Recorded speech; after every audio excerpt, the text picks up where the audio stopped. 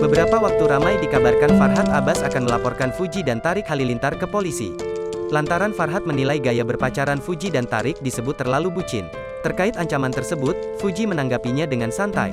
Justru kata Fuji, itu adalah hak Farhad untuk membuat laporan terhadapnya.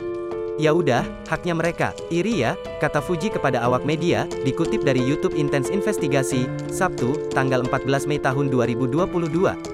Adik ipar Vanessa Angel ini juga mengaku tak takut jika nantinya Farhad Abbas akan melaporkan dirinya ke polisi. Sebab, ia merasa bahwa tindakannya tidak merugikan orang lain. Enggak lah, tidak takut dilaporkan Farhad Abbas. Orang nggak ngapa-ngapain, nggak merugikan orang lain, terang Fuji. Di kesempatan yang sama, Fuji menjawab tudingan tidak fokus merawat sang keponakan, Gala Sky karena asyik berlibur ke Singapura bersama Tarik. Fuji menyebut liburannya dengan Tarik Halilintar karena ingin refreshing setelah sibuk bekerja.